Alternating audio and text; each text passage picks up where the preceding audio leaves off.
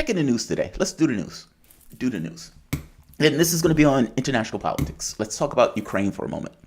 Boris Johnson is out. Bojo is on his way out. He gave his embarrassing speech. I love those speeches, by the way. I get a certain amount of what they call Schadenfreude, where I watch him. He gives that speech, and part of that speech, Boris Johnson is talking about how he didn't want to leave, which just makes that speech that much better to me. Oh, I love it. I love it. It's one thing if somebody I like resigns for their own reasons. It's another thing when somebody I dislike resigns. I don't like them. They don't want to leave, and yet, tail between legs, head down, exiting the door. Oh, I love that. I love that. However, despite the fact that Boris Johnson is leaving, as you know, Boris Johnson was one of the main proponents of this war in Ukraine. He loved the idea of this war, degrade the Russian military. Yes, love it. And he was willing to throw whatever he could into that, aside from support, money, weapons, etc. But one of the other things that the UK is throwing into this is training. They're training Ukrainian troops. Let's move to Ukraine for a bit. As you know, one of the issues that Ukraine is having is that their best troops, even by Western papers, have been killed or captured. Ukraine has admitted to losing 1,000 troops a day. Hundreds of those are basically being killed. The other ones are being injured, wounded, captured, etc. Now, that's their number. That number, I would say, is probably higher than that, but that's what they basically admit to. 1,000 troops a day lost. I want to, again, emphasize that. 1,000 troops a day lost. And so what ends up happening is they conscript troops, they give them poor training, and they send them out. Now, initially, they thought was, okay, we're going to send these guys to the third line in order to get training. Not so much. Many of those guys, again, based on Western papers, you can read it in the Washington Post, ends up on the front lines. And not just on the front lines with a potato every few days, with a rifle against artillery missile strikes that are basically coming in. They are being slaughtered. They're being slaughtered. And they know they're being slaughtered, which is why the resistance has been getting weaker and weaker all the way through. Meaning, the longer this goes on, the more they feel like cannon fodder, in which case many of them surrender, or for that matter, get routed. And then you have this other weird feature where, for whatever reason, Zelensky is telling these people, stand your ground. Stand your ground. And this has gotten to the point where even Western papers have started to criticize this particular policy, because in the Luhansk region, when Russia basically took the region, by the way, it wasn't just Russia. Keep in mind, this is a civil war more than anything else that Russia is basically adding itself to, or its troops to. And so you basically got the fighters that were in the Donbass region with Russian support, liberating their terms the Luhansk region. On July 3rd, this is what the map looked like. And yes, there's more red on this map today. But on July 3rd, this is what it looked like. Kramatorsk is the largest area of force that the Ukraine military has at their disposal. Those apparently the best trained or whatever. As you can see, that line of red is getting closer and closer to its objectives. And the Ukrainian military has been completely incapable of doing anything to stop it. Artillery barrage, weaken the forces of the people themselves, and then attack the area. Artillery barrage, weaken the forces of the people themselves, attack the area. Rinse and repeat, rinse and repeat. One of the other things I want to point out here is that Russia is doing this with an expeditionary force. Let me repeat that. The full might of Ukraine, with all the assistance in the world from the West, short of putting boots on the ground, and they even do have boots on the ground, CIA trainers and all that stuff, but not a full-blown military engagement. The blunt force of the West being dumped into Ukraine pulling all of its might and muscle that it has at its disposal, and the Donbass republics, along with an expeditionary force of the Russian military, is basically cleaning their clock, to put it mildly. It is a decisive win at this point. Ukraine has showed no propensity to win a battle, let alone win the war. And this is in addition to Western support. And by the way, the West knows this. But again, the issue with Ukraine is not entirely about Ukraine. The issue about Ukraine is a global political issue where what are the rules of the road in the context of the way the world operates going forward? That is being decided right there in Ukraine with Russia's muscular response, for the most part, changing the context of the world. It's fascinating. We're living through an interregnum. But that aside for the moment. Ukraine is decisively, by all accounts, every last account, the West spent what? 2 months, 3 months, talking about how great Ukraine was doing. It's a stalemate. It's a war of attrition, blah, blah, blah, blah, blah. And what did we tell you? The predominance of the war is taking place in the East. That is where the war is being fought. That wasn't magical in regards to, psychic ability. Putin literally said it. But again, the West didn't carry those speeches. They didn't do that. They had a very specific point of view that they wanted to get across, and they thought that the propaganda itself would last up until the point where Ukraine would be able to change the situation on the ground. That point never came. And so at some point, as I kept saying, at some point the propaganda fails to reality. We are here. These are the weapons that the U.S. has been dumping into Ukraine. Russia has decided to put on a show to show how much of the material Ukraine has basically lost. Because keep in mind, this is not an orderly retreat. When those guys left Lizzie Chance, they left hauling ass. They had a fire under their ass because they didn't want to die. It was a rout. And apparently, it is potentially possible that they were given an order to basically stand. So when Ukraine was basically coming out saying there are people fighting on the ground, well, there were videos coming out with Chechen troops celebrating in the town square. Again, further discredited.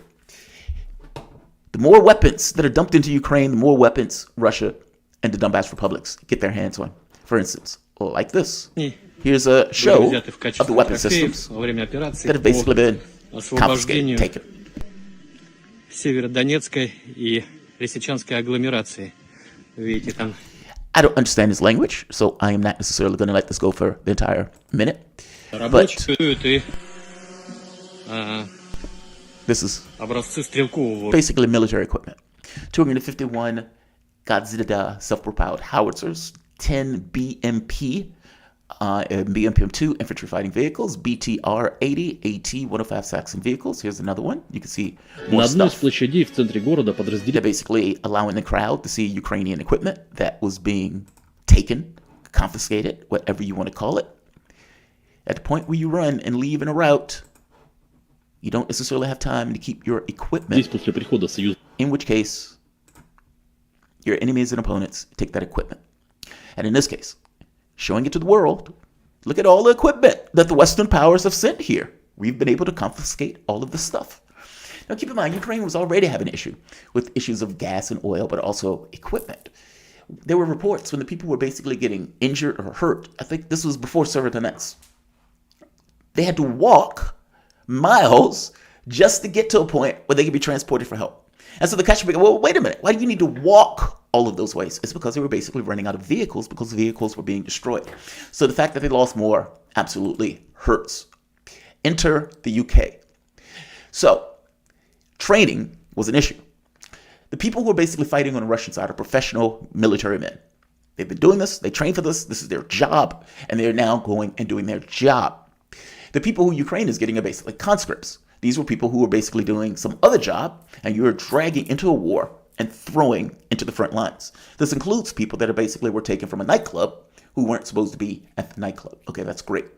So UK says, we have an idea. Let's deal with the training gap. Let's deal with the training gap. So we're going to bring people into the UK, Ukrainians. We're going to train those Ukrainians, and then we're going to send those Ukrainians back into Ukraine to fight.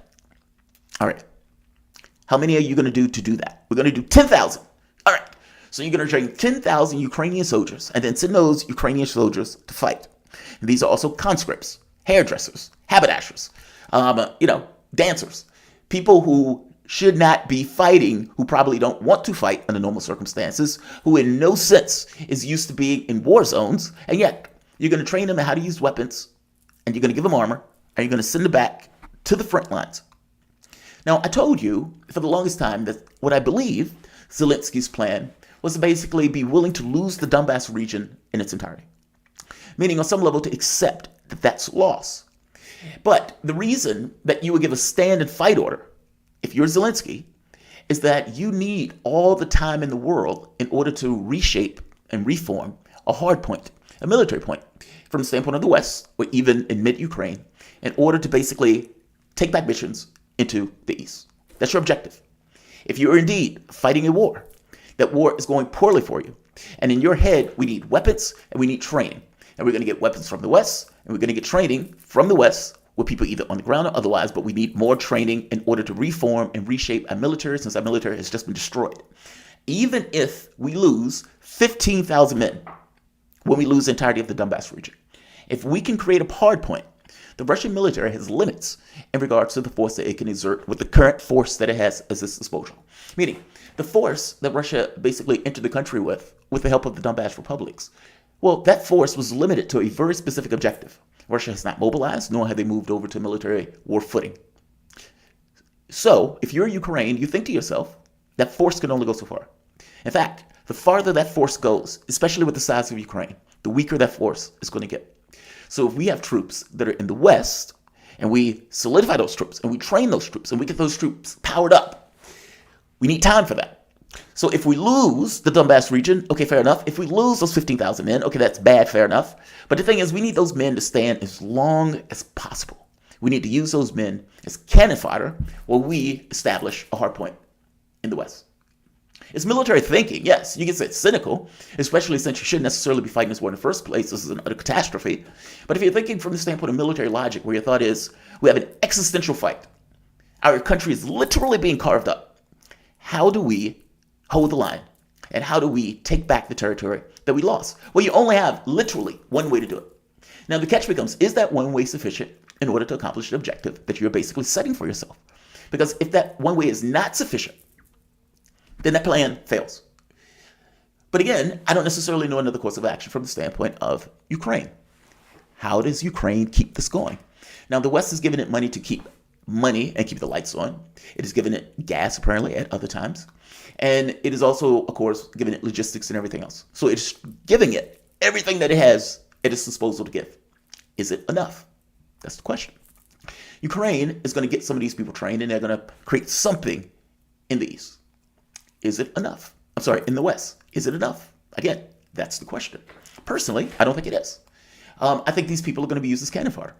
And I don't think any training is going to be sufficient to get them to the point where they're at any level of a competition to the Russian soldiers that basically do this for a living and do this as their job. By the same token, that's irrelevant, right? If you don't necessarily want to negotiate, you don't necessarily want to come to terms, you don't want to accept that all of that region is being lost, and if you keep fucking around, even more will be lost. Again, this is just an expeditionary force. And so the question becomes, how do you end the war? Meaning, even if Russia accomplishes all of its objectives, how do you end the war? That's the question. That's the question. Because the fact of the matter is, regardless of what Russia said in the beginning, they're going to have to occupy that territory on some level. Either that territory is going to go into the Russian sphere of influence, regardless. And so how do you protect that if you know that from the standpoint of Zelensky in the West, he is building up a hard point and a new military to make incursions into that territory? I hope you get what I'm saying. I don't necessarily see how you end the war. And from Russia's standpoint, that's why I kind of made a video about the mobilization stuff, because the force that you have is insufficient to basically do what you may actually end up needing it to do. With one caveat: economic war. The economic war is going directly at the countries that are supporting Ukraine. So if those countries, if their economies take a hit, if it gets to the point where their manufacturing shut down, if they can't keep the lights on, if they're not going to have heating in the winter, can you imagine being a leader of that country and going and explaining to them that the government that you helped knock over in Ukraine, that you use as a tip of the spear and filled it with basically a military infused with Nazis, and you use that, well, that government turns around and says, ethnic Russian Ukrainians are now terrorists and are basically killing them for all of those years. But we need to support that government. No, you're not going to say that part. What you're going to say is, this is for Ukraine, and you're going to come up with all of these reasons, rationalizations, and everything else. The problem is, are those people going to give a shit about it when they don't have heat, when they can't afford the heat, if it's even there, when various manufacturing centers basically shut down, where you're literally turning down the amount of power that they can use because you're rationing it because you don't have enough? Are they going to be okay with the lights going out? That's the question. Regardless of what reason and rationale you give to them, are they going to be okay with the lights going out? And that is in the context of also losing a literal war. I don't think they are. So what I think is that there will be political destabilization in Europe. Now, whether that changes policy or not is almost secondary to the point that it puts pressure on the countries that are basically contributing to keeping the war going. I'm just trying to give a framing of how I see it, if anything else. Some of these things are gambles and questions. These aren't necessarily hard answers per se. It's more so of this is what the people are thinking in order to accomplish the objectives they're trying to accomplish. In this case, the objective is put pressure on the West to make their economy scream. And so, yeah, your economy is going to scream, but you're going to keep contributing to the thing that's making it scream with all of this attention to Ukraine. Can they keep that up? And how long can they keep that up? I don't necessarily think they can keep that up indefinitely. And fact of the matter is, if the pipes go off, where Putin just says, fuck it, cut the gas off, then what? Then what? Oh, this is fascinating stuff. God, I love international politics. This is the UK, right here. Wait a minute, that's a different video. This one. Ukrainian soldiers trained in the UK at war with Russia rages on. This is the interesting part. The first few hundred recruits are receiving instruction at sites across Britain in the first phase of a program that aims to train up to 10,000 Ukrainian soldiers in weapon handling, battlefield first aid, and patrol tactics, the UK Ministry of Defense said. It is a broader package of support to Ukraine that includes £2.3 billion and anti-tank weapons, rocket systems, and other hardware. Quote, using world-class expertise of the British Army, world-class expertise in quotes, we will help Ukraine to rebuild its forces and scale up its resistance as they defend their country's sovereignty and their right to choose their own future, unquote, Defense Secretary Ben Wallace said. The UK will also provide personal protective equipment for soldiers, including helmets, body armor, eye and ear and pelvic testicular protection, individual first aid kits, as well as field uniforms and boots. The goal is to rapidly turn civilians into effective soldiers, Sergeant Dan Hayes told the Times of London. Quote, all of these guys were truck drivers or worked in quarry, and they were shopkeepers, Hayes said. I've been in the Army 14 years. I chose to join. These guys are all civvies, and we're investing everything we can because we know they're going to need it. So instead of coming to a peaceful deal, meaning instead of coming to some level of agreement to end this war that shouldn't have been taking place in the first place, you're now saying to the last dead Ukrainian. That's where we're going to fight this war to the last dead Ukrainian. If we need to take a shopkeeper out of a store, if we need to take a guy who's playing golf, if we need to take a guy who's out there on the basketball court doing that, we will take them, we will infuse them with the most basic and shallow of military knowledge, and we're going to put them on a war zone to get killed with other Ukrainians that have been killed in this war. This is atrocious. It is utterly appalling that they'll be willing to do something like this. And yet, here we are. How many people are Ukraine losing a day? 1,000 troops a day. 1,000. How many are they going to train? 10,000. So within the coming months, you're going to drop 10,000 troops in that are going to be basically ended in 10 days. That's what you're telling me. And then you're going to train another one in a few months in order to drop into the country again to be dead in 10 days. Are you serious? Are you being serious right now? 10,000 troops, you would need to train hundreds of thousands. If Zelensky is right, and again, I think that number is a lowball, and they're losing 10,000 a day, injury and death, you're giving them 10 days worth of people. And this is in the context of a war where it seems like Russia is increasing in speed in which they've taken over areas. Meaning the morale of the troops that are already there has been damaged to such a degree that many of those people are surrendering, or for that matter, just not even fighting or running away. You're putting people into that. Now the question becomes, where are these people going though? Are they going to the front lines, or are they going to be there for some hard point in the West? And again, I'm assuming the thing in the West, by the way, I'm assuming that because under military logic, sometimes you need time. And time is basically the people and their lives that are being lost, the amount of time for those people to lose their lives. You need that time. That time is giving you time in order to do something else, in order to try to push back and take your territory. To me, that's just kind of the military logic of it. But Zelensky may be an idiot. And these guys actually may be throwing everybody into the front lines with some notion that at some point there's going to be a negotiation and whoever's holding on to what territory they're going to keep, and so they need to make inroads. They may be there, which will be even that much more disastrous than my framing of how this basically is taking place. Either way, the UK is training troops that I will make an assessment right now will have little to no effect on this conflict. The question that looms, and I'll end the video on, how do you end the war? The longer this keeps going, the further and further Western governments get to crossing that red line into oblivion. In the same way they did in Vietnam, where they say, oh, we're just putting in trainers. We're not going to get involved. Just putting in trainers.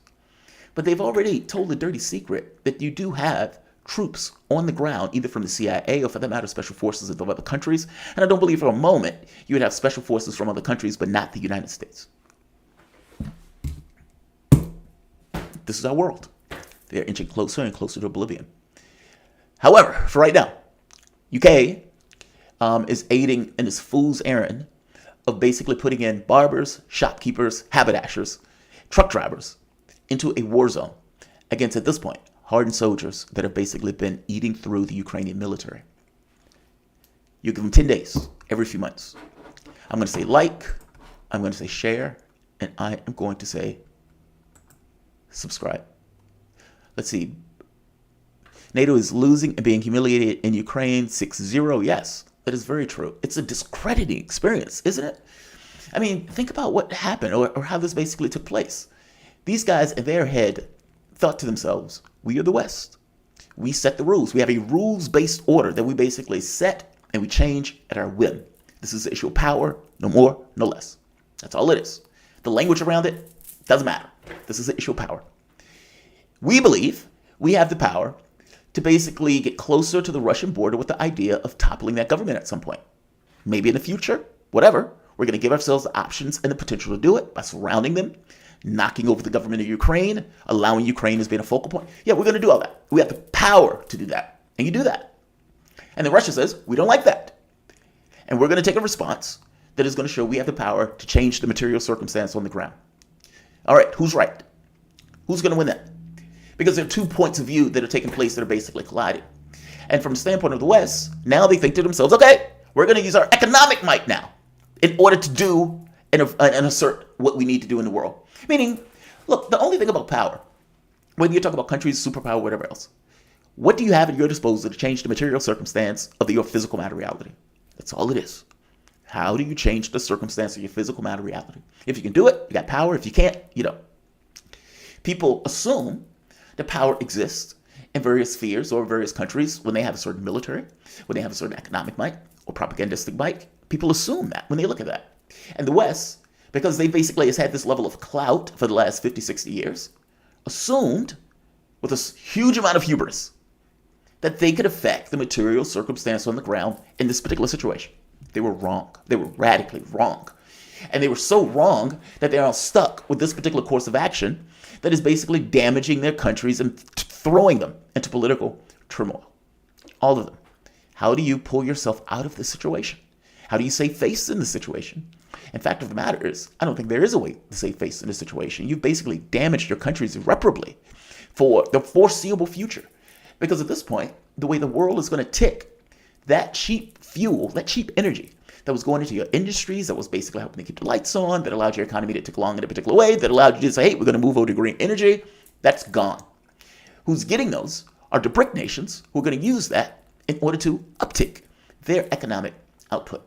Meaning you've damaged yourself economically and you've damaged your credibility, not to mention this level of prestige or this belief in a potential. Keep in mind, belief is an extremely potent thing when you're talking about countries. Do I believe that you can exert a certain amount of power? Matters in the context of what I do in my evaluations. What does it look like when you've been discredited basically on a world stage? All of this was horrible. None of these were situations that basically needed to take place. And all of these guys took a gamble and failed miserably. And I would say that gamble is based on entirely hubris. It's a goddamn shame that Ukraine is in this situation right now. But here we are. Jack Daly, the crisis of the mid-21st century, yes. And what comes after this is going to be different than what comes before it. That's the catch. That's the catch. And I got to be honest, I don't entirely know what that looks like. Don't know what that looks like. I'm going to say like, I'm going to say share, and I'm going to say subscribe. Thanks all.